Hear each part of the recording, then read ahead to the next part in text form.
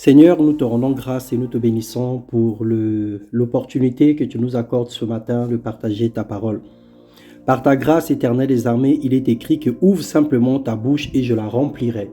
Seigneur, je voudrais ce matin, éternel des armées, ouvrir ma bouche et que toi seul tu la remplisses. Tu la remplisses des paroles de vie, tu la remplisses des paroles d'encouragement. Tu la remplisses, Seigneur, des paroles d'exhortation. Tu la remplisses, éternel des armées, ô Dieu Tout-Puissant, Papa, de l'instruction que tu veux nous donner ce matin.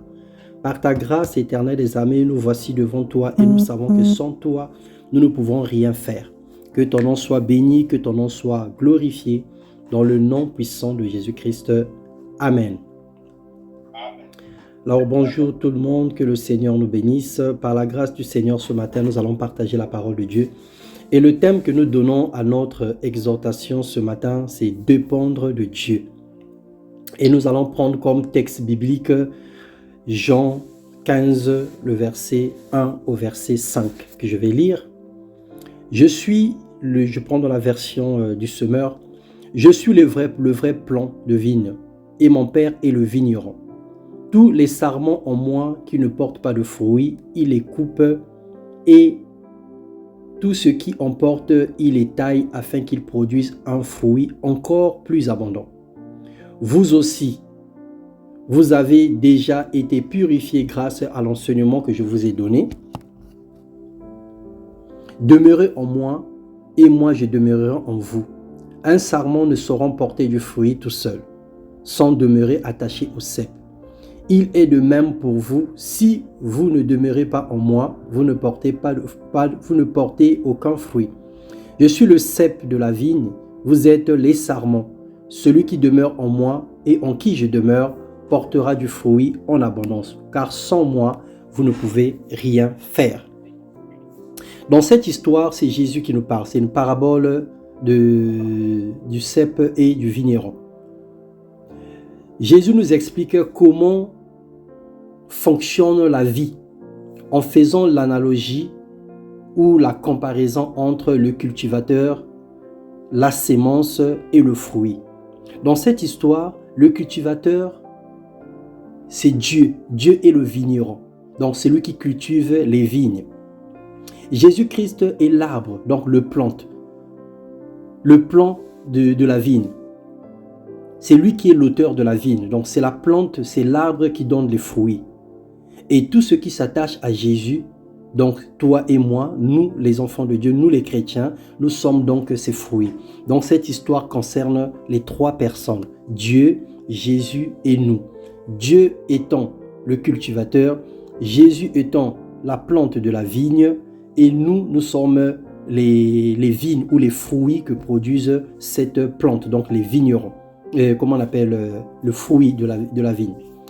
Jésus dépendait de Dieu pour pouvoir réussir sa mission en tant qu'enfant de Dieu, en tant que fils de Dieu. Il dépendait totalement de Dieu. Et aujourd'hui, dans cette parabole, il nous montre que nous avons l'obligation de dépendre également de lui. De dépendre de lui si nous voulons survivre. C'est lui qui a la capacité de décider sur notre avenir, de décider sur notre devenir, de décider sur notre réussite. Tout dépend de l'attachement que nous avons en lui. Donc, le secret de la réussite dans notre vie aujourd'hui, c'est la dépendance que nous avons de Christ ou de Jésus. La façon dont nous comptons sur lui, la façon dont nous dépendons de lui.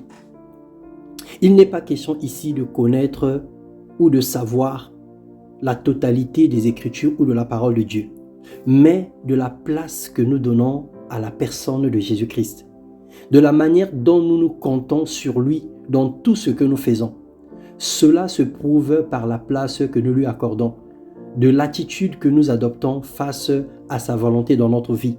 C'est simple à savoir, lorsqu'une personne n'ouvre la Bible que le dimanche ou le jour où il est invité dans une église, cela peut se faire voir par l'attitude de la personne qui ne parle que de Dieu lorsqu'il est interrogé.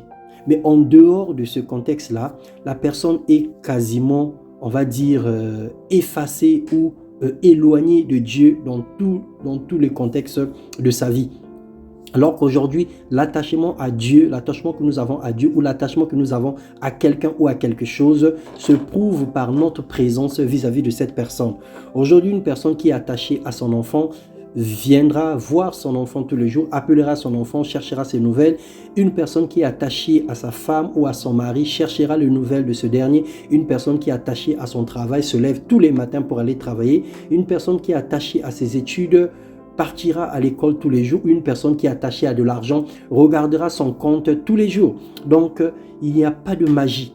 La preuve est telle que lorsqu'on compte sur une personne, lorsqu'on est attaché à cette personne, on est visible face à cette personne ou face à cette chose.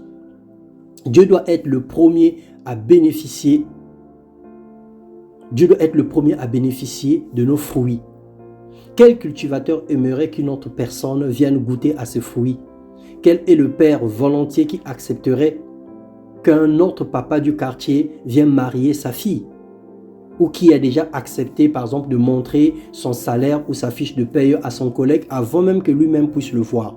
Alors, il y a des choses qui se passent dans notre vie de tous les jours. Nous le comprenons, nous le savons et nous pouvons statuer ou juger par rapport à la situation pour dire que non, cette situation se passe comme ceci, c'est pas normal. Cette situation se déroule de telle manière, c'est normal. Nous savons le dire en tant qu'humains. Prenons le cas le plus simple.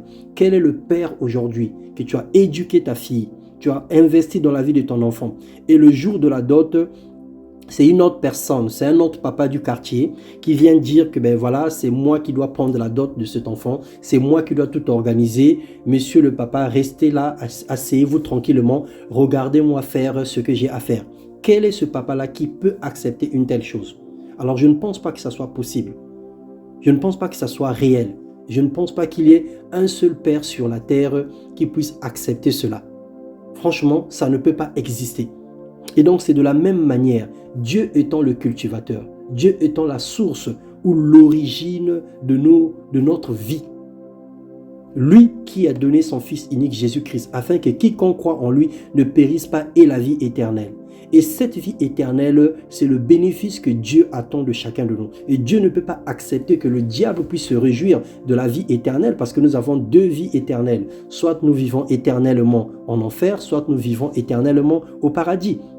Donc Dieu ne peut pas accepter que le diable soit le bénéficiaire de cette vie éternelle. C'est pour lui qu'il a donné Jésus.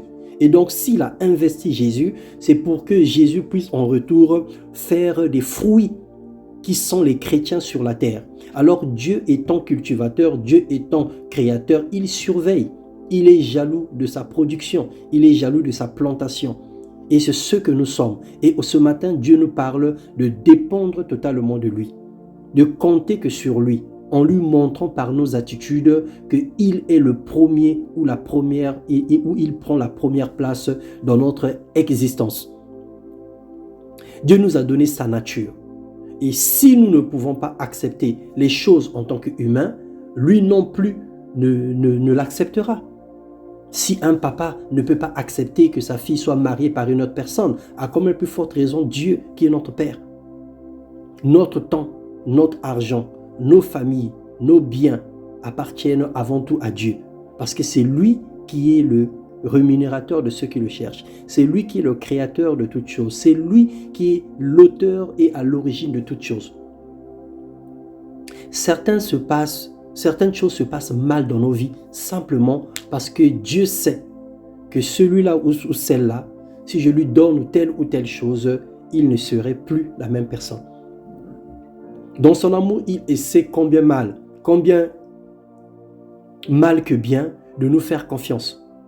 Dieu a essayé sur certaines personnes, ça n'a pas marché. Il se pose des questions sur notre sort aujourd'hui. Nous connaissons autour de nous des personnes où un simple voyage les a changés.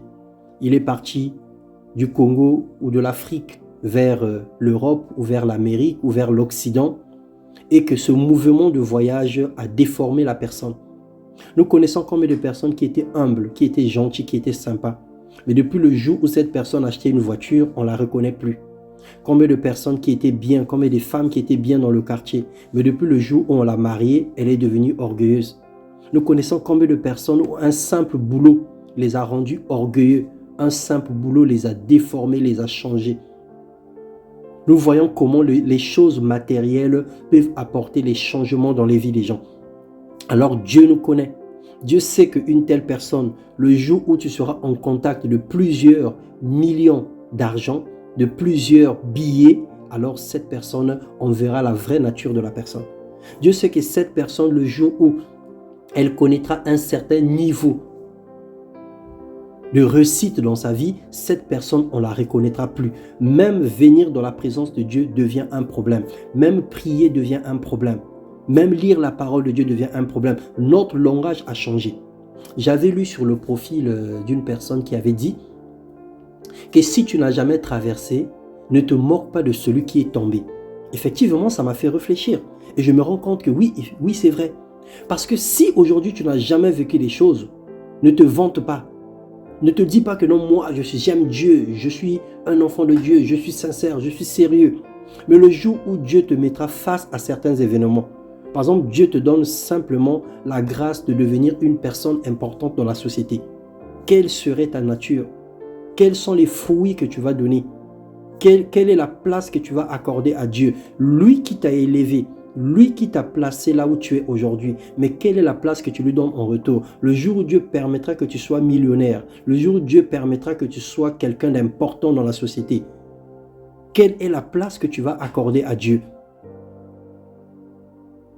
Quelle est la limite de tes actes par rapport à la volonté de Dieu? Alors Dieu nous connaît. Il a essayé de nous faire confiance. Il y a certaines choses qui ne marchent pas dans notre vie à cause de ça. Dans son amour, il sait que si je l'emmène là, il va complètement mourir et disparaître.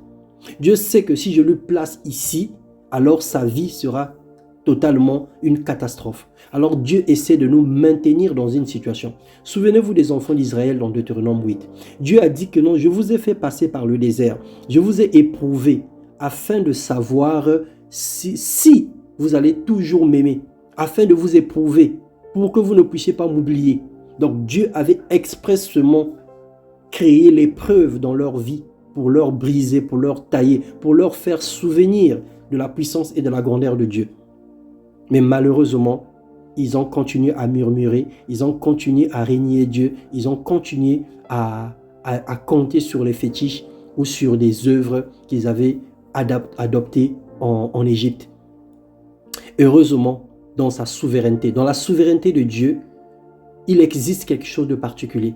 Dans sa souveraineté, il ferme parfois les yeux sur certains aspects de notre vie. Dieu ne tient pas compte de certaines de nos attitudes. Si Dieu pouvait peser tous nos actes sur une balance, personne n'aurait même le mot grâce sur lui. Il a dit qu'il fait pleuvoir sur les bons et sur les méchants. Il bénit parfois sans tenir compte de certaines choses. Dieu nous fait grâce. Dieu nous bénit sans tenir compte de certaines choses. Et c'est ça qui nous gonfle la tête. C'est ça qui nous fait croire que nous sommes avec Dieu. Parce que nous pensons que parce que j'ai le travail, parce que j'ai le visa, parce que j'ai le titre de séjour, parce que je suis marié, parce que j'ai ceci, parce que j'ai cela, parce que j'ai atteint un certain niveau de ma vie, parce que je suis riche, parce que j'ai des voitures, parce que j'ai construit, parce que j'ai une maison. Donc ça veut dire que tout va bien dans ma vie. Le Seigneur est avec moi, Dieu marche avec moi, Dieu me conduit, Dieu me dirige. Mais bien aimé dans le Seigneur, on se trompe radicalement. Parce que Dieu, dans sa souveraineté, il fait pleuvoir sur les bons et sur les méchants. Ce n'est pas parce que tu as tous les biens matériels de ta vie, ce n'est pas parce que tu gagnes bien ta vie que le Seigneur est forcément avec toi. La pluie, lorsqu'elle tombe sur tout, elle arrose tout. Alors que tu sois bon, que tu sois mauvais, tu es arrosé par la souveraineté de Dieu. Alors ce matin, essaie de réfléchir. Arrête de penser que la grâce que tu as sur ta vie, la bénédiction matérielle financière que tu as sur ta vie, correspond à la dépendance ou à l'attachement que tu as pour Dieu. C'est archi faux. Si le Seigneur ne te bénit pas parce que tu t'attaches à lui, le Seigneur ne te bénit pas parce que tu pries plus que les autres, le Seigneur te bénit par sa souveraineté, parce que la pluie tombe sur tout le monde. Mais il est question ce matin de savoir si tu es attaché à Dieu ou pas, si tu dépends de Dieu ou pas. Et c'est ton attitude, ce sont tes actes qui montrent réellement si tu dépends de lui ou pas. Il bénit sans tenir compte de certaines choses. Mais cela est vrai pour le matériel. C'est vrai que c'est pour le matériel. C'est vrai que c'est pour la bénédiction séculaire, on va dire, des choses de la vie. Mais ce ne serait pas la même chose lorsqu'il s'agit de la puissance, de l'onction ou sur la force spirituelle. Si la bénédiction de Dieu, sa souveraineté, il fait pleuvoir sur les bons et sur les méchants, si cela est vrai pour des choses matérielles, mais cela n'est pas vrai pour des choses spirituelles. Les choses spirituelles, nous ne l'obtenons pas par la souveraineté de Dieu. Nous ne l'obtenons pas par hasard. Nous ne l'obtenons pas comme on obtient une bénédiction matérielle. Donc lorsque je parle de l'onction, de la puissance ou de la force spirituelle, ce sont des choses qu'on n'obtient pas parce que la grâce de Dieu est tombée sur toi. La pluie est venue sur toi et tu as l'onction, tu es devenu puissant, tu es devenu fort spirituellement. Ça, ne rêvons pas. Il y a certaines choses qui ne fonctionnent pas par la grâce. Ça demande le travail, la persévérance, la consistance, la détermination, la volonté de changer et beaucoup d'autres aspects ou d'autres caractères spirituels que nous pouvons mettre en place pour atteindre ce niveau. Aujourd'hui, pour recevoir l'onction de Dieu, il faut être en contact avec Dieu. Il faut désirer plus de Dieu, désirer plus de la puissance de Dieu. Lorsque nous lisons dans Actes des Apôtres, le chapitre 2, nous parlons de l'histoire de la Pentecôte et de la promesse de Joël 2, 25. Qu'est-ce que les apôtres ont fait ou qu'est-ce que l'Église a fait pour recevoir l'onction? Ils étaient dans la chambre haute, ils ont attendu. Ils ont attendu pendant plusieurs jours. Ils étaient en prière. Ils ont manifesté la volonté d'aller dans la présence de Dieu. Ils ont manifesté la persévérance. Ils ne se sont pas dit ça fait 2 jours, ça fait 3 jours, ça fait 4 jours, ça fait 10 jours. Mais ils sont restés pendant plusieurs jours dans la présence de Dieu pour attendre la manifestation que le Seigneur avait promis. Ils ont travaillé dur pour que cela arrive. Ce n'était pas le coup d'une pluie qui est descendue par hasard. Ce n'était pas le coup d'une grâce excellente ou d'un don parfait. Mais c'était le coup d'un travail acharné, de la persévérance, de l'obéissance à la promesse de Dieu. C'est pour cela que j'ai dit tout à l'heure que si la bénédiction matérielle et financière peut s'obtenir par la souveraineté de Dieu, parce que Dieu fait pleuvoir sur les bons et sur les méchants, mais les dons de puissance, certains aspects de notre vie spirituelle ne s'obtiennent pas par la souveraineté. On l'obtient ou on l'acquiert en travaillant, en cherchant Dieu, en persévérant, en mettant la volonté à obtenir certaines choses pour que cela arrive dans notre vie. Et c'est la vérité. Et l'exemple palpable, c'est l'exemple de la Pentecôte.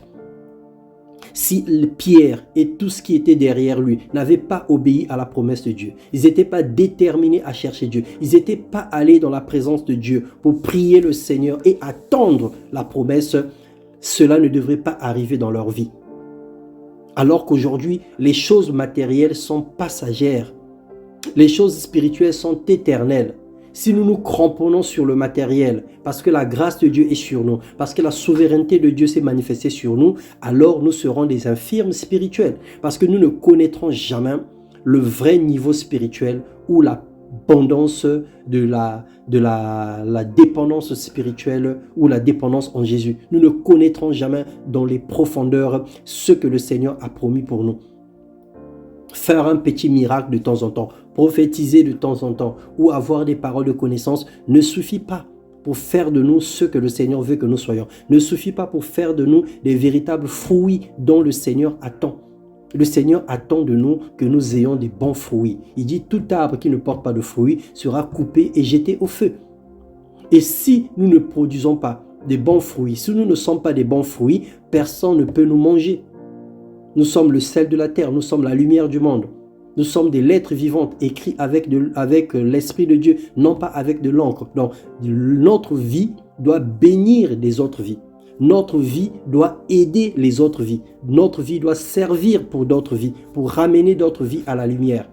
Et si nous ne sommes pas consistants, si nous n'atteignons pas le niveau que Dieu veut que nous arrivions, si nous ne sommes pas comme Dieu veut que nous soyons, nous serons inutiles parce que nous ne pouvons pas impacter le monde, nous ne pouvons pas impacter les gens autour de nous, nous ne pouvons pas être des exemples et des modèles autour de nous. Nous allons briller dans une infirmité spirituelle parce que nous nous cramponnons sur le matériel. Nous pensons que parce que nous sommes bénis, parce que notre vie est épanouie et simple et obligatoirement, le Seigneur est avec nous. Mais c'est une erreur. C'est une erreur. Ce n'est pas parce que nous avons le semblant de la réussite que tout va bien dans notre vie. si on peut nous mettre dans le scanner spirituel, nous allons nous rendre compte que nous sommes complètement vides. La preuve en est que lorsque les démons, les esprits des maris de nuit, des femmes de nuit, les esprits de sorcellerie de famille, toutes ces choses-là viennent nous tenter la nuit, alors ils s'amusent complètement avec nous. Ils s'amusent complètement avec nous. Ils nous emmènent dans des émotions, dans des choses que nous ne comprenons pas. Nous cédons facilement à certaines attitudes, à certains comportements, parce que nous ne sommes pas consistants spirituellement. Alors aujourd'hui, Dieu étant le cultivateur, Jésus-Christ étant l'arbre qui produit le fruit, il a besoin que son arbre puisse produire des bons fruits. Jésus-Christ ne veut pas la honte devant son Père pour dire que non, c'est moi l'arbre, c'est moi qui donne la vie à ces fruits, mais les fruits-là ne sont pas de bonne qualité. Alors Jésus aura honte. Pour éviter la honte, qu'est-ce qu'il fait? Il coupe les mauvais fruits et il les met au feu pour éviter que la honte soit sur lui. Et Dieu le Père qui attend les véritables fruits, alors tu ne viendras jamais dans sa présence parce que tu n'auras pas l'occasion de bien grandir. Dès que tu aurais régné, dès que tu aurais compté sur autre chose pour vouloir grandir à ta manière, Christ te coupe et te met au feu. Aujourd'hui, nous sommes dans le temps de la grâce, où Dieu est en train d'émonder. Il est en train d'émonder, il est en train de mettre du fumier, il est en train de tout faire pour que nos fruits soient abondants et agréables. Et nous devons saisir cette grâce pour s'accrocher à lui, pour réaliser que sans lui, nous ne pouvons rien faire. Dans 2 Timothée 2, le verset 3 au verset 7, la Bible déclare « Tel un bon soldat de Jésus-Christ, prends comme moi ta part de souffrance. Celui qui s'engage dans une expédition militaire ne s'embarrasse pas dans les affaires de la vie civile, afin de donner pleine satisfaction à l'officier qui l'a enrôlé, donc l'officier qui l'a recruté. On n'a jamais vu un athlète remporter le prix sans avoir respecté toutes les règles. C'est au cultivateur qui travaille dur avec d'être le premier à jouir de la récolte. Et le verset 7, « Réfléchis bien à ce que je te dis, et le Seigneur te donnera de comprendre toutes ces choses. » Voilà ce que Paul donne comme conseil à Timothée. On n'a jamais vu un athlète remporter le prix sans avoir respecté toutes les règles. C'est au cultivateur qui travaille dur d'être le premier à jouir de la récolte.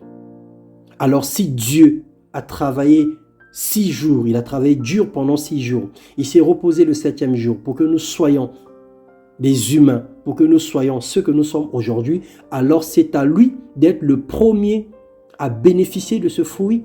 C'est à lui d'être le premier à jouir de cette récolte. Nous sommes la plantation de Dieu. Nous sommes l'œuvre de Dieu. Alors le Seigneur ne permettra pas, il n'acceptera pas qu'une autre personne puisse se réjouir de notre vie. Et dans sa jalousie ou dans sa colère, le Seigneur est capable de nous retirer de cette vie. Il est capable de nous retirer de cette vie parce qu'il se rend compte que c'est d'autres personnes qui bénéficient de nous. Ton travail qui commence à bénéficier de toi, alors le Seigneur va dire « assez, je t'enlève le travail ». Ton mariage qui commence à bénéficier de toi, le Seigneur te dit, puisque c'est comme ça, je mets le trouble dans ce foyer pour que tu pries tous les jours, pour que tu me cherches. Ton corps qui commence à bénéficier en premier, le Seigneur dit, je vais mettre la maladie dans ce corps pour que tu reviennes dépendre de moi. Le Seigneur est capable de faire tout ce qu'il a à faire pour nous ramener à lui. Alors bien-aimés dans le Seigneur, pendant que tout va bien, pendant que nous sommes en bonne santé, pendant que nous marchons, pendant que nous pouvons encore nous jouir des choses de la vie, arrêtons de crier la jalousie ou la colère de Dieu sur nous. Parfois, on n'a pas besoin de la magie. Dépendre de Dieu et compter sur Jésus nous donne une assurance, nous permet d'être agréable à Dieu. Parce que lorsque nous comptons sur lui, nous avons la foi. Et sans la foi, il est impossible d'être agréable. Si nous n'avons pas la foi, nous ne sommes pas agréables à Dieu. Alors la foi nous fait de nous des personnes agréables à Dieu. Et si nous comptons sur lui, nous sommes agréables à Dieu. Ici, il ne s'agit pas de la sanctification ou de la qualité de la vie de prière. Ce n'est pas ce que nous sommes en train de dire. On n'est pas en train de comparer une personne qui prie plus que les autres ou une personne qui connaît la parole plus que les autres. Mais de la confiance que nous faisons à Dieu. Même un petit enfant qui ne connaît pas les choses de la vie, compte sur son père, compte sur sa mère. L'enfant sait que quand je me lève le matin, si j'ai faim, je vais pleurer auprès de ma mère, je vais pleurer auprès de mon père, parce que cet enfant a confiance en ses parents.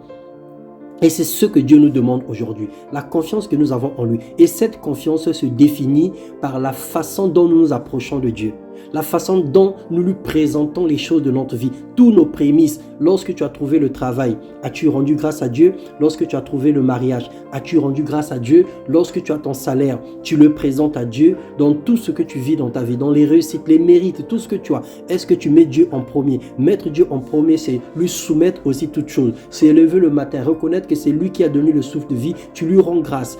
Se lever le matin, savoir que c'est lui qui a pourvu à ton travail, à tes études, à tout, tu lui recommandes la journée. C'est une façon de montrer qu'on dépend de lui, qu'on compte que sur lui. Quelquefois, on n'oublie pas nos repas, on n'oublie pas la nourriture, on n'oublie pas notre carte bancaire, on n'oublie pas nos parfois tickets de transport, on n'oublie pas beaucoup de choses, on n'oublie pas l'heure à laquelle on doit aller travailler, mais on oublie constamment Dieu.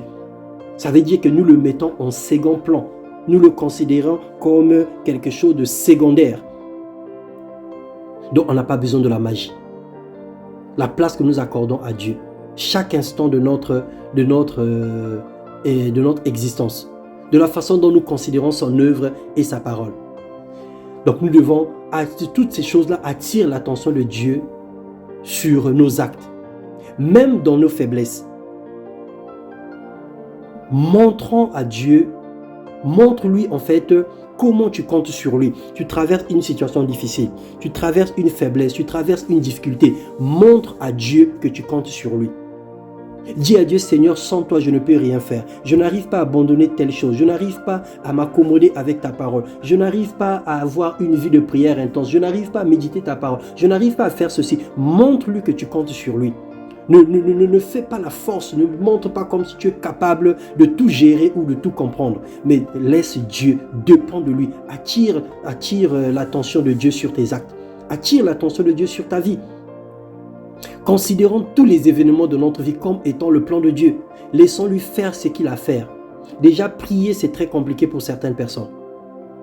Nous sommes très vagues parfois dans nos prières. Nous ne savons même pas parfois comment prier. Lorsqu'on va dire, prions le Seigneur. Si on mesure et on pèse chaque parole qui sort de la bouche de Dieu, on va se rendre compte qu'on est très vague. On va dire qu'on va prier pour la nation. D'autres commencent à prier pour leurs enfants. D'autres commencent à prier pour leur travail. D'autres commencent à prier pour leur santé. Nous sommes tellement vagues. Mais si Dieu pouvait nous mettre à l'épreuve, nous considérer comme des professionnels pour nous bénir, personne ne serait béni par la qualité de nos prières parce que nous sommes très vagues. Et c'est très compliqué pour certaines personnes de prier régulièrement. Nous sommes distraits, nous pensons tout savoir, nous pensons tout avoir alors que nous sommes que des ignorants. Alors sur cet aspect, soyons humbles et comptons sur Dieu. Demandons-lui le soutien dans les choses habituelles. Même dans les choses habituelles, demandons à Dieu le soutien. Tu te lèves tous les matins, c'est une habitude, tu sais comment te laver, tu sais comment prendre ta douche, tu sais comment prendre ton transport et tu sais le faire. Rien ne devrait être négligeable sur cet aspect. Nous devons compter sur Dieu. Combien de personnes sont mortes en mangeant? Tu manges tous les jours. Aujourd'hui, on a plus de 40 ans d'âge, 30 ans d'âge, 20 ans d'âge, 50 ans d'âge. Nous mangeons tous les jours dans notre vie. Mais combien de personnes ont trouvé la mort pendant qu'ils étaient en train de manger? Tu es en train de manger un bon poisson et c'est une arête qui te coince à la gorge. La personne se retrouve sur la table d'opération et on dit demain que la personne est morte. Combien de personnes en marchant, tu as glissé et que tu es tombé sur un pont, tu es mort? Combien de personnes, pendant qu'il est en train de dormir, en respirant, tu as fait ce qu'on appelle l'apnée du sommeil et ton souffle a été coupé pendant le sommeil et on t'a retrouvé mort? Combien de personnes le jour de leur mariage, comme la vidéo qui circule en ce moment, le jour de leur mariage ont piqué une crise cardiaque et s'est retrouvé à la morgue et dans un cimetière aujourd'hui? Nous pensons que c'est une habitude. Nous pensons que c'est des choses habituelles. C'est des choses que nous mesurons. C'est des choses que nous connaissons. C'est des choses que nous avons, comment on dit, la maîtrise. Mais ces mêmes choses peuvent nous emmener à la mort. Ces mêmes choses peuvent nous emmener à la déchéance. Alors, compte sur Dieu sur toutes choses. Même quand tu manges, compte sur Dieu. Quand tu marches, compte sur Dieu. Quand tu es dans le transport, compte sur Dieu. Quand tu es en train de travailler, compte sur Dieu. Même si tu as des diplômes, même si tu es intelligent, même si tu maîtrises les formules, même si tu maîtrises ton travail, compte sur Dieu. Laisse Dieu la première place dans ta vie. Et tu verras les résultats que tu vas produire. Avec peu d'efforts, en comptant sur Dieu, tu vas produire des grands résultats. Alors sachant que rien n'est acquis. Rien n'est éternel, rien ne demeure toujours. Même la paix, on peut la perdre. Le souffle de vie, on le perd. Chaque jour, les gens meurent. La joie, n'en parlons plus. C'est notre quotidien aujourd'hui. Pour un rien, on perd la joie. Pour un rien, on est fâché. Pour un rien, on n'est plus tranquille. Pour un rien, on est agité. Donc, rien n'est acquis. Rien n'est éternel. Compte sur Dieu, dépend totalement de lui. Viens régulièrement devant lui pour lui dire que tu comptes sur lui. Montre-lui que tu as besoin de lui en venant dans sa présence. Il nous sanctifie. Il nous dépouille, il nous corrige et il nous taille et il nous bénit. C'est en venant dans sa présence. Même quand tu es fatigué, même dans la somnolence, viens devant Dieu. Viens devant lui, même quand tu n'as rien à dire. Prends un temps où tu t'agenouilles, où tu t'assois. Tu dis, Seigneur, je suis là devant toi. Même quand tu n'as rien à dire. Le Seigneur aime ça parce qu'il nous connaît. Il sait le bénéfice de ce que cela peut produire en comptant sur lui, en montrant que nous n'avons que lui dans notre vie. Tous les enfants qui vivent loin de leurs parents, quel que soit l'âge des parents, quand ils viennent en vacances, leur vie change toujours. Nous voyons ça. Que tu fais une vacance au village, tu vas voir tes parents, ça fait longtemps que tu ne les as pas vus, tu passes un séjour chez tes parents, là où tu as été élevé. Lorsque nous passons dans ces endroits-là, quelle que soit la connaissance que nous avons, quels que soient les avantages que nous avons de la vie, nous remarquons que notre vie change. Ces personnes-là ont toujours quelque chose à nous apporter parce que Dieu leur a donné une supériorité sur notre vie. Tout véhicule, quand ça passe, c'est le concessionnaire, redevient presque neuf ou presque neuf. Donc, aujourd'hui, tu as ta voiture, ça fait tant d'années que tu l'as. Le jour où tu vas décider de la ramener chez Toyota, chez Ford, chez Peugeot, je ne sais pas chez qui, le jour où tu décides de ramener ta voiture chez le concessionnaire, lorsque le concessionnaire va mettre la main sur ta voiture, peu importe le prix que ça va coûter, rassure-toi que quand tu vas reprendre les contacts de cette voiture, ta voiture n'aura plus les mêmes défauts. Parce que c'est lui le concessionnaire, c'est lui qui a créé la voiture, c'est lui qui connaît tous les aspects, tous les réglages de la voiture, il maîtrise. Alors lorsque tu reviens au Créateur, lorsque tu reviens à Dieu, le Seigneur te change, le Seigneur t'accorde les désirs profonds de ton cœur, le Seigneur ajuste certaines choses de notre vie. Donc ce matin, dépends totalement de Dieu. Reviens ce matin devant ton Créateur, devant ton Seigneur et parle-lui de tout et de rien. Et c'est ce que nous allons faire par la grâce de Dieu ce matin. Le Seigneur nous a parlé. Il nous dit de dépendre totalement de lui. En cette nouvelle année, nous voulons dépendre totalement de Dieu. Quelle que soit ton intelligence, quel que soit ton savoir, quelles que soient tes capacités, quels que soient les moyens que tu as, quelle que soit la vie que tu as, tes faiblesses, tes forces, tes avantages, tes désirs, tout ce que tu as, quel que soit ce que tu es, Dieu nous connaît. Ne soyons pas comme Adam. Adam qui avait tout dans le jardin, mais qui avait fui la présence de Dieu lorsqu'il s'était rendu compte qu'il avait mangé le fruit de l'arbre interdit. Ne soyons pas comme Adam, mais venons devant Dieu. Dis Seigneur, me voici devant toi. C'est toi qui es mon Père. Avant même que je vienne, tu sais tout de moi. Tu connais tout de moi. Tu maîtrises tout de moi. Alors me voici devant toi. Je viens simplement te dire que j'ai encore péché. Je fais tous mes efforts pour ne pas être calomniateur. Je fais tous mes efforts pour ne pas être dans la débauche. Je fais tous mes efforts pour ne pas tomber sur des images obscènes. Je fais tous mes efforts pour ne pas tomber dans l'adultère. Je fais tous mes efforts pour ne pas être insolent. Je fais tous mes efforts pour ne pas voler. Je fais tous mes efforts pour prier, mais je n'arrive pas. Alors me voici devant toi. Seigneur, aide-moi. Rien qu'une simple prière, rien qu'une simple demande montre à Dieu combien nous comptons sur lui, montre à Dieu que nous avons besoin de lui. Et c'est là que son intervention divine va se manifester. Le Seigneur va dire non, cette personne, cet enfant a besoin de moi. Malgré ses manquements, malgré ses faiblesses, je connais la profondeur de son cœur. Je sais que cet enfant a besoin de moi. Il essaie de tout faire. Il lutte de toutes ses forces pour venir à moi, mais il y a quelque chose qui le bloque.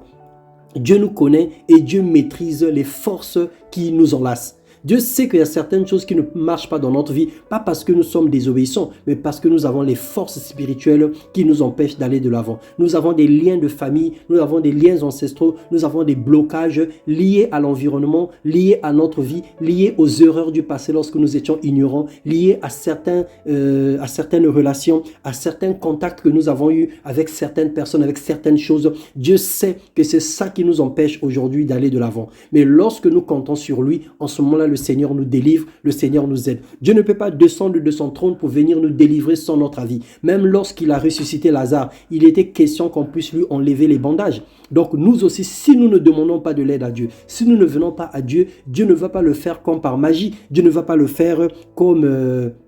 nous imposons sa volonté. Dieu nous propose toujours de choisir. C'est à nous de choisir. Avons-nous besoin de Dieu? Avons-nous besoin de la délivrance? Avons-nous besoin du salut? Avons-nous besoin de la réussite? Une réussite durable et permanente? Avons-nous besoin d'une certaine grâce, d'une certaine force dans notre vie? Alors c'est à toi de venir devant le Créateur. C'est à toi de venir devant ton Dieu. C'est à toi de venir devant celui qui t'a fabriqué. Au commencement était la parole était avec Dieu et la parole était Dieu. Toutes choses furent créées par sa parole. Alors lorsque nous avons des doutes, lorsque nous avons des points d'interrogation, c'est dans la parole de Dieu qu'on trouve instruction. C'est dans la parole de Dieu qu'on trouve réconfort. C'est dans la parole de Dieu qu'on trouve recadrage. Alors ce matin, le Seigneur nous recadre.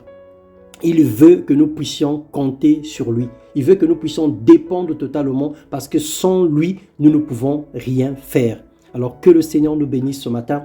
Nous allons prier le Seigneur et nous allons faire de cette prière comme notre force durant tout le long de ce mois de janvier. Nous allons dire à Dieu à tout moment, Seigneur, j'ai besoin de toi. Ne regarde pas la connaissance de la parole que tu as. Ne regarde pas la quantité des écritures que tu sais réciter. Ne regarde pas le nombre de jours que tu as fait dans une église. Ne regarde pas le nombre d'années que tu t'es converti. Ne regarde pas la position physique ou la position spirituelle que tu peux occuper selon les hommes. Mais regarde plutôt à ton besoin dans la présence de Dieu. Que le Seigneur vous bénisse.